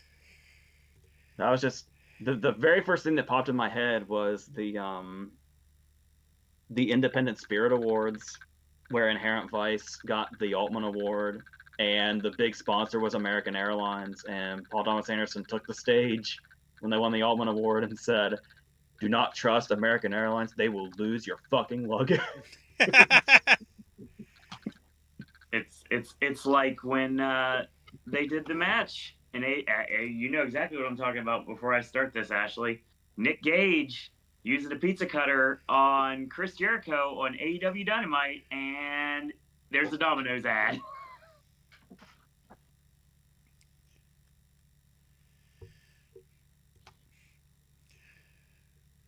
Closely followed by a wrestling match involving the Brahmin brothers, who mainly wrestle in Japan. But every time they come out with a giant suitcase, which may or may not be holding bowling balls that are go in people's genitals. Sounds like a DDT thing to me. Partly, yeah. But even DDT is like, no, we can't have that all the time. That says something. I mean, technically on DDT now, because of a match that happened 7 days ago, well, less than 7 days ago, a dog is officially part of the roster page now. So... God dang it. Anybody can win that damn title. I can win that freaking title. Favorite movie scene involving gum? Josie's is Home Alone 2. Sorry, everyone. Good. Involving what? Gum. I mean, to me, it's Willy Wonka, just because. Yeah, that's a really good one. Violet Beauregard's expansion. I like the scene or the moment in Dogma. Yes. When Matt Damon shoots up the boardroom and there's the one woman left and he just casually offers her gum. Yes. Although closely followed by the after credits. Well, no. The during credits sequence at the end of the Forever Hardcore documentary that Borash did. Where Terry Taylor's just chewing on his gum while like reading like what he's got to talk about. And Borash is like, "You gonna spit the gum out?" Yeah, like blooming chewing curd. It was like... I have two more. The original Miracle on 34th Street, of course. Of course. Mm-hmm. And the moment, I think it's the moment they meet Sandra, the scene where they meet Sandra Oh in Sideways when they're taste testing. Yes. And the scene ends with Miles like double taking and just saying, "Are you chewing gum?" And that's how the scene ends. We've come full circle. We have to go home now. Josie with some more Orgasmo trivia. The comic book pictures shown are actually reproductions of classic comic book moments with heroes like Superman, Spider-Man, and Captain America, just with Orgasmo replacing them. Most of the bad guys are named after people with the first name Roy, because we have Manx Orbison, Rogers, Clark, which is Ron Jeremy's character, is named after Roy Clark, and A Cup is a take on the name Roy A. Cuff. Parker and Stone originally intended for the film to be a musical like Cannibal the Musical, but it got dropped because they couldn't get the investors for it. That sucks. I'd love to have seen Orgasmo as a musical. It would have been fun. Enemy of your State trivia. Hackman turned down the movie several times, but was ultimately convinced to sign on after a phone call by Tony Scott himself. The NSA refused to cooperate with the production, so aerial footage of the Fort Meade headquarters had to be shot from public airspace. Thomas Bryan Reynolds, which is John Voight's character's birthday, is September the 11th. Ironically, the surveillance society that Hammersley mentions eventually becomes the Patriot Act that passed under the Bush administration post 9/11, only 3 years after the movie's premiere. The building that served as Brill's workplace was originally a Dr. Pepper plant. And it was where Will and Jada got married during the location shoot in Baltimore. And thus, Chris Rock got slapped. Gibson was also considered for the role of Robert Clayton Dean, having previously starred in Conspiracy Theory a few years back, in 1997. Lisa Bonet portrayed Will Smith's ex-girlfriend, and Bonet's real-life daughter, Zoe Kravitz portrayed Will Smith's daughter in After Earth. I forgot she was in that. Kickboxer trivia. The movie set in Thailand, but apart from the key exterior locations such as the Bangkok temples, along with the streets and nightlife, the Thai boxing school and stadium, the majority of the movie was shot in Hong Kong, with Master Jan's house being built at the Xingfeng Studios in Sai Kung. Although Van Damme and Michael Kesey play mortal enemies, both actors have been good friends since childhood, exchanging fighting techniques and even trying their luck in Hollywood together. The character of Kurt Sloan was based on Maijin Sam Salvador Papasadero. A little bit of Clay Pigeons trivia. First film to use the Scot-Free bird logo that we've seen ever since '98. Very interesting. Deputy Barney ends up being locked in his own jail cell, just like happened so often to his namesake Barney Fife in the Andy Griffith Show. Agent Dale Shelby spends the night in the hotel room with 3 films taken from Amanda's house, which are, of course, Alien, True Romance, and Randomly Swingers. So there's a Scott, and a Vince Vaughn! Would you rather see Nolan make a Western or a jungle adventure film? I'd be intrigued to see what he'd do with the Westerns. Knowing what possibly comes into the jungle in those type of movies, yeah, I'm okay with a Western. Josie once again excited for One Battle After Another from PTA. Hell yes, I can't wait for that trailer. We now know is coming end of September time. I'd love to see Wes Anderson do a movie set in a hospital. But since he just came up, I do have to divert into something really quick. Because a lot of bullshit comes up and you don't know what's real and what isn't. And I don't mean to like Marvel bash more like I have been recently, but is it true that in order to do the whole Doctor Doom thing, Downey turned down the Odyssey? The thing I saw that apparently Nolan approached him for Poseidon and he turned it down. Oh wow! Avengers, and because I've heard the argument that he has to be loyal to Marvel because they are the reason he is Robert Downey Jr. as he is now. I don't know. That sounds like Jonathan, what's his name, talking. From Magazine Dreams, because that was his explanation. Like, Marvel, didn't respect me, but they did give, Downey Jr. a chance, and I'm like, I mean, the scandals he had was way before Iron Man. And, if you're talking about the thing that brought his resurgence, it was Kiss Kiss Bang Bang, which was, 3-4 years before? I want to say it was 4 or 5. And Downey had done prison time, so he was he was like on the other side in many ways. But, yeah, I just the excitement of, like, Oppenheimer happening, and it's like, this is the Downey we always needed. It's like, now he's made his money, now he can do this. And if it's true that he turned down Nolan a second time to go back to the Avengers,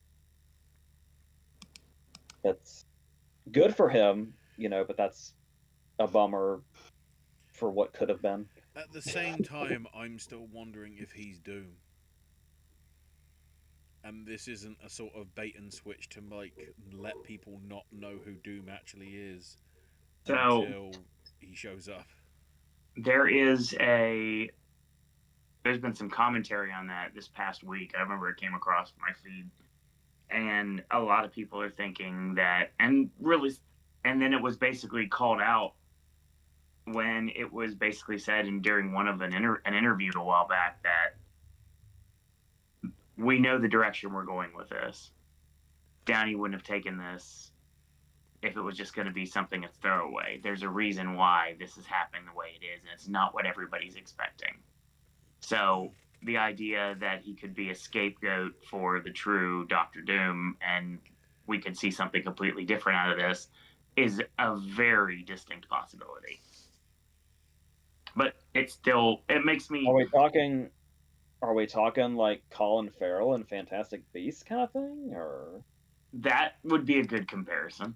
are we revisiting Trevor Slattery territory? Or Mm, Remains to be seen. yeah, whether it's sort of like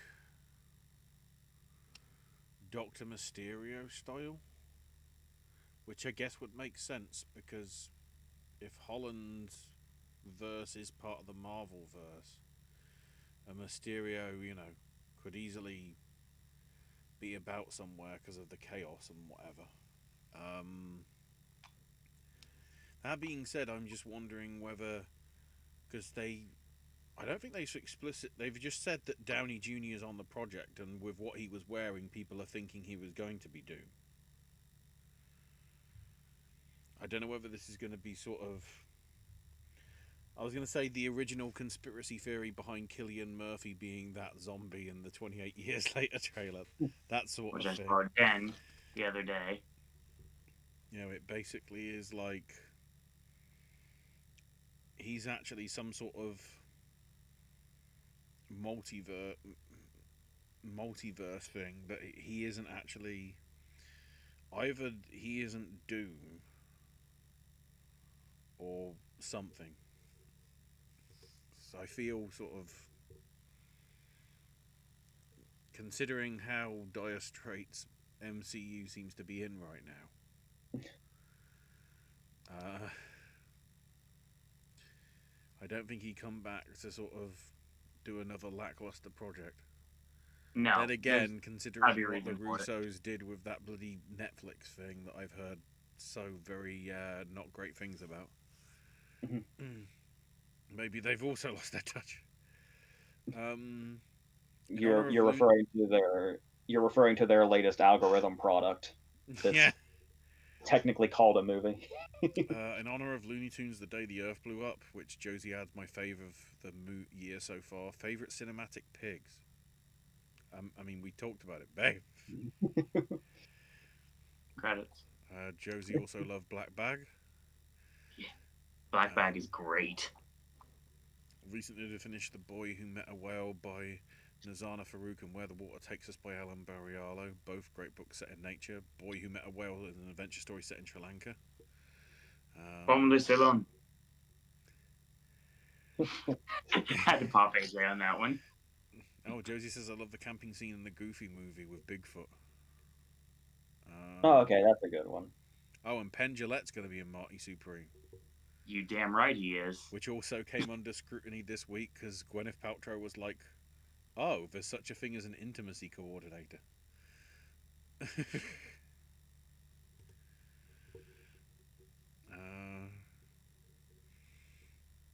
Josie's seen Necromantic. A gross movie akin to that I somewhat watched recently was Sweet Movie from 1974. Oof. I haven't seen Sweet Movie, but I've heard the horror stories. Josie asking me thoughts on They Might Be Giants in terms of the Holmes and Watson. Speaking of the songs, we're talking about it.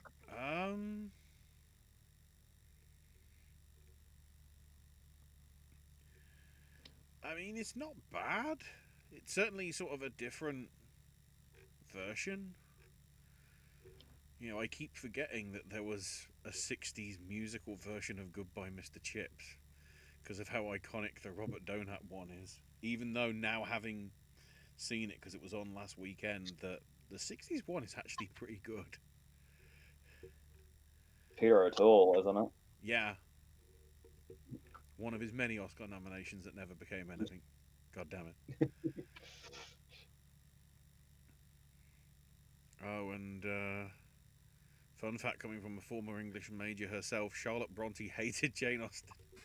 Oh, bitch fight! Yes! Right, so finally, we're going to go a little bit over, but we'll be able to get through this relatively quickly, hopefully. Bry's Oscars game, so this is the costume design of the 40s and 50s. Okay. Which is, we're sort of doubling up, which is because there's black and white and color for these, but the reason why I did it as well is because some of these are going to be relatively easy. Because starting off 48 black and white, do we go with Hamlet or BF Stewart?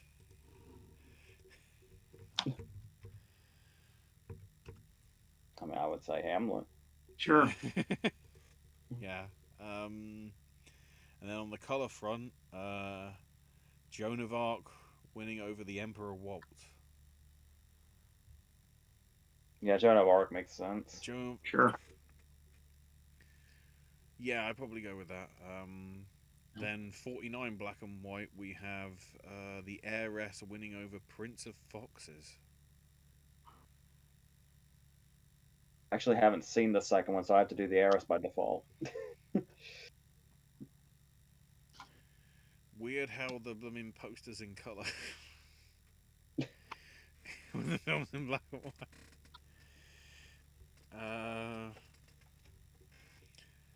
Then for the colour one, we've got Adventures of Don Juan. Good old Errol. Beating out Mother as a Freshman. Yeah, it's Don Juan. Don Juan, yeah. For 1950, in black and white, we have All About Eve beating out Born Yesterday and The Magnificent Yankee. Ooh. In any other category, I would take Born Yesterday, maybe controversially, but for costumes, All About Eve does make sense. Yeah, just because of the nature of it. Owen's just but marking also out because it's reminding him of Tony and Mariah. This is also one of those where it's hard to remember what was considered a period costume and just what was modern at the time. Yeah. For color in 50, we have Samson and Delilah beating out the Black Rose and that Forsyth woman. I mean, Samson and Delilah's like it's almost too obvious because they probably had to be more elaborate in a way. I guess that's another one that's almost by default. The one that's weird as well is like Black Rose was 2 years after, no, a year after Prince of Foxes, but it also had Tyrone Power and Orson Welles in the lead role. Right, now we move to 5 from here. So black and white for 51, we have A Place in the Sun beating out Kind Lady, The Model and the Marriage Broker, The Mudlark, and A Streetcar Named Desire. Ooh. That's the first one where I don't want to I want to give the edge to Streetcar over Place in the Sun, even though it won. So Streetcar. Yeah, all of those. I'd probably stick with A Place in the Sun, just barely. yeah. And then for color, we have American Paris beating out David and Bathsheba, The Great Caruso, Quo Vadis, and Tales of Hoffman. Ooh. I'm kind of surprised Quo Vadis didn't take this, actually. Even though it was kind of like, even though American Paris did become like the big winner, but well, American Paris has that whole like the entire like last half hour is just that one big. There's a lot going on in there. I'd probably say Quo Vadis though. I'd probably say the same because I think Tales of Hoffman I get confused with like just really how vibrant the color is because it's a Powell and Pressburger. Because if we had best color, Powell and Pressburger would win. For 52 black and white, we have The Bad and the Beautiful beating out Affair in Trinidad, Carrie, no, not that one. My Cousin Rachel, also no, not that one. And Southern Fear.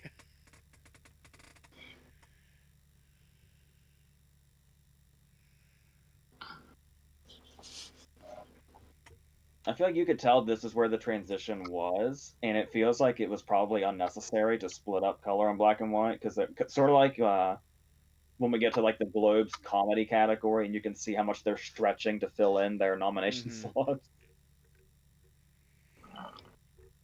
That Mutual is the only one I like remember vividly, so I'll just say that by default. Then for 52 color, Moulin Rouge, also no, not that one, beating out Greatest Show on Earth, Hans Christian Andersen, The Merry Widow, and With a Song in My Heart. See, those make a lot more sense. Yeah. I would say Moulin Rouge is a pretty clear winner, but The Greatest Show on Earth sticks out also. Yeah. Either would have been. I'd probably go with Rouge as well, but Greatest Show's got some very well done costumes for what it is, being one of the very few circus films really that's substantially good. Black and White 53, we have Roman Holiday beating out The Actress, Dream Wife, The President's Lady, and From Here to Eternity. I'd just stick with Roman Holiday. Yeah. All of those are quite simple from what I remember. And then in color, The Robe beat out Bandwagon, Call Me Madam, How to Marry a Millionaire, and Young Beth. I mean, The Robe seems like an obvious choice because there's one clear costume that's important. How to Marry a Millionaire sticks out too, though. I might say that maybe just to kind of shake it up a little, because The Robe is like an obvious choice. Like nobody's like saying it shouldn't have, but How to Marry a Millionaire is one that's kind of like the biblical epic. Yeah. So just to shake it up a little bit, I'd say How to Marry a Millionaire. I think. 54 black and white. We have Sabrina beating out The Earrings of Madame de Executive Suite, Indiscretion of an American Wife, and It Should Happen to You. I would go The Earrings of. By the way, that's the first time I've heard that title said out loud. I've never quite known how to say it in my head because it feels like an incomplete title. Yeah, fair point.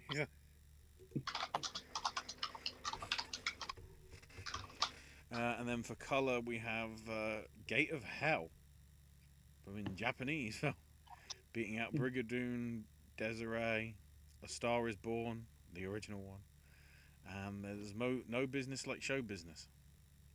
Well, the second. Yeah, the second. Technically third, but as far as the title, Star Is Born. That's an inspired win. I mean, just on principle, I kind of want to say that because it's so inspired. Something that isn't an American film getting attention in the. I guess it worked because for 55 black and white, we'll have I'll Cry Tomorrow winning out over The Pickwick Papers, Queen Bee, The Rose Tattoo, and Ugetsu. So another, I guess, following on the success from Gate of Hell, we had Kinosho's Ugetsu making it in the nominations here. That's probably what I would say, too. And then for colour, Love Is a Many Splendid Thing, beating out Guys and Dolls, Interrupted Melody, To Catch a Thief, and The Virgin Queen. I'd probably go Guys and Dolls here. Yeah.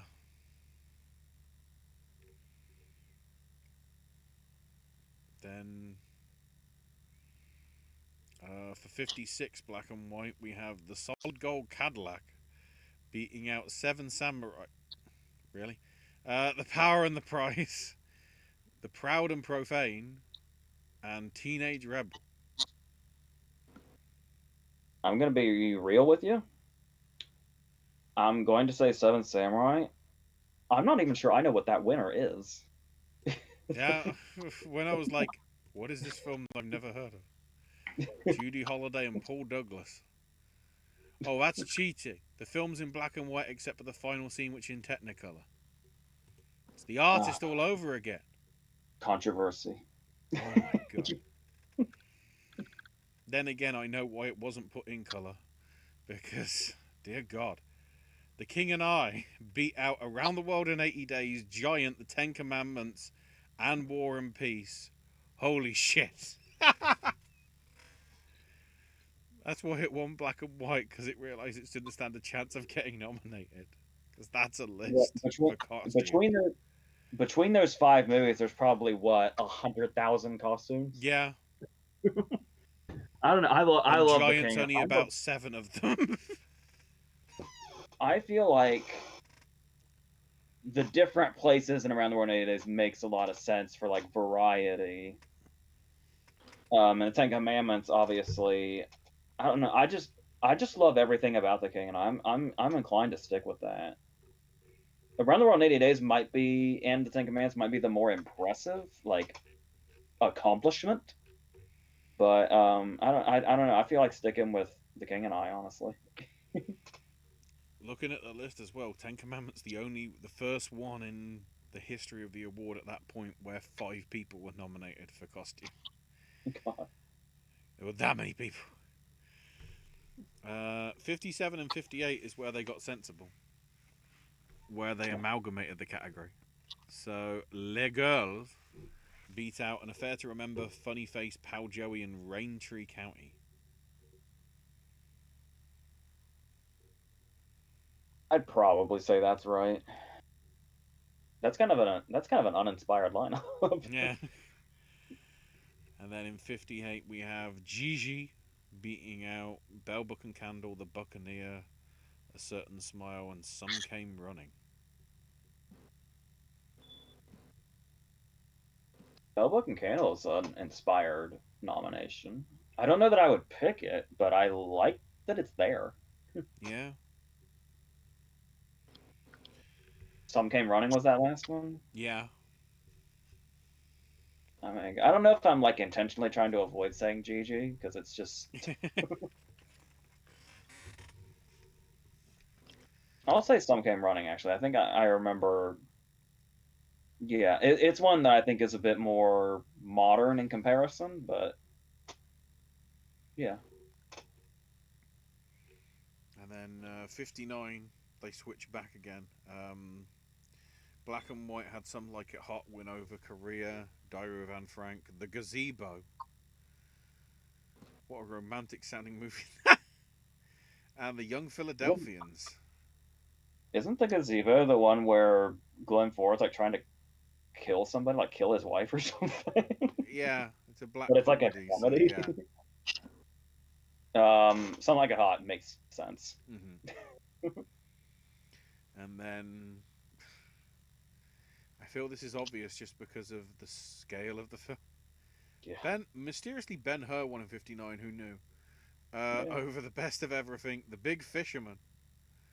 Well, I love the fact the person behind it was just referred to as Rennie.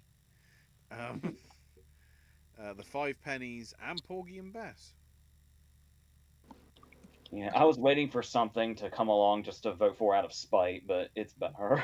Yeah, not spite, but just to like throw a curveball. But there's not competition. Ooh, okay. I'll leave this up to you two. A decade for original score. That's our next trip. So we've done the 70s and we've done the 2000s. Okay, how about the 2010s? Those are pretty. 20, yeah. We'll go with 2010s if you're there, Bri. Those should still be pretty fresh to us, so that'll make it easier. I'll probably put it as a comment in the. Oh no, Bri is there. Score for 2010s it is. There we go. It's sorted. Right. Well, I think that'll do. Josie will get to your stuff next time around for the stuff. other than that, do you want to do the outros, Owen, and whatever? Yeah, that's fine. Pardon me, I'm very tired and I haven't Hungry. eaten all day, so I'm about to pass away. And it's been a really interesting weekend to say the least. Yeah, we'll leave it at that. So, thanks everyone for watching. Thank you to Josie and Brian and Spencer for chiming in. If you didn't chime in, no worries. Thanks for checking us out tonight, hearing us gab for a couple of hours. We'll see how the rest of this month goes. And the next month, of course, begins in just literally a few days, which will be one more show at the end of next month, like we do our monthly QAs here on the channel. Ashley can be found on X at Ash is my name UK, and more snack stashes, more content from Ashley's coming soon. Yeah, I can be found. That might get intriguing this week, given apparently Happy Meals are not enough. We're now getting adult Happy Meals revolving around the Minecraft movie. Oh dear God. I can be found as well at Sir Owen Disney, and I got a lot of content that's not seen the light of day, and we're gonna fix that real quick. So I can't say daily content, but I can say multi-weekly content coming to the channel starting next month. And you can quote me on that because that's what I'm gonna do. Plus, I literally have a fridge full of energy drinks that I haven't even touched that I need to knock out on this vacation I'm having right now. So yeah, I got Jacques de Ripper on Tuesday, and then normal plans AEW Wednesday, Thursday, this is my normal trip to KFC. Friday's the movie day, Saturday, of course, hang out with John Paul. And then Sunday and Monday, I'm back at Epic Universe, so that'll be fun. So that's your show. Thanks, everyone, for watching. Thanks, everyone, for listening. Thanks to the captain for joining us tonight, of course. In the meantime, I want to thank you guys and girls out there for watching. Always remember to have the best day ever. Feet don't fail you now. And in the meantime, I want to thank you guys and girls out there for watching. And until next time, boys and girls, that's all we got to say about that. There's hearts showing up randomly as well. What is this black magic?